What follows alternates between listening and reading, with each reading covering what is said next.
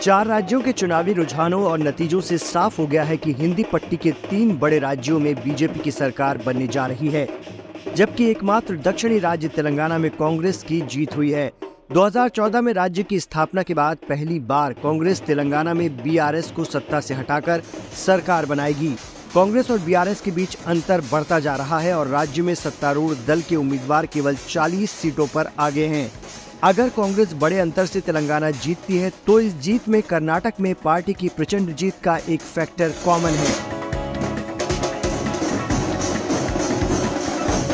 2018 के विधानसभा चुनाव में कांग्रेस को 16 सीटों से संतोष करना पड़ा था, लेकिन 5 साल बाद उसने 54 सीट हासिल की है। कांग्रेस की इस बड़ी जीत के पीछे एक ऐसे रणनीतिकार का नाम लिया जा रहा है जिसने साल भर के अंदर कांग्रेस को दोहरी जीत का स्वाद चखाया है। उस शख्स का नाम है सुनील कानुगोलू।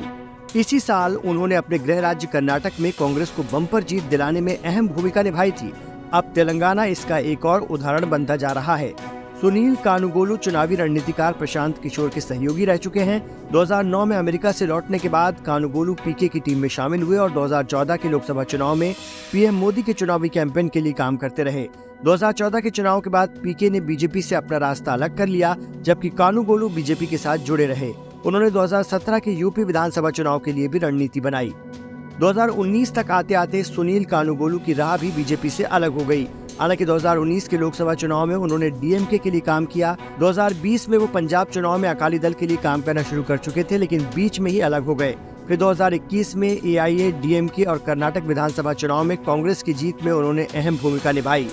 अब तेलंगाना में कांग्रेस की बड़ी जीत का असली हीरो सुनील कानुगोलू को बताया जा रहा है। ऐसे में सवाल उठ रहा है कि तेलंगाना में कानुगोलू ने कांग्रेस की मदद की, लेकिन मध्य प्रदेश, छत्तीसगढ़ और राजस्थान में पार्टी उनका फायदा क्यों नहीं उठा पाई।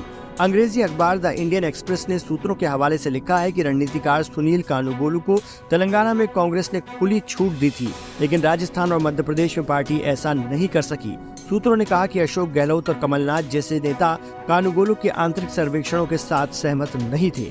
कानुगोलू की फर्म के एक वरिष्ठ सदस्य ने नाम न छापने का अनुरोध करते हुए कहा, तेलंगाना में हमें खुली छूट दी गई थी। हमने अपने आंतरिक सर्वेक्षणों पर काम किया और उसके अनुसार कार्य किया। इससे यह कतई नहीं कहा जा सकता कि पार्टी नेताओं ने जीत में योगदान नहीं दिया।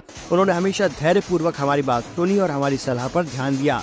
राजस्थान चुनाव से पहले कानुगोलू की टीम ने एक आकलन किया था, जिसके आधार पर कांग्रेस नेतृत्व उन उम्मीदवारों को टिकट देने से इनकार करना चाहता था जिनके जीतने की संभावना बहुत कम या बिल्कुल नहीं है। हालांकि गहलोत ने कथित तौर पर कहा कि वो राज्य को रणनीतिकारों से बेहतर जानते हैं। असल में गहलोत के अभियान को बड़े पैमाने पर एक अन्य राजनीतिक परामर्श कंपनी डिजाइन बॉक्स ने मैनेज किया था।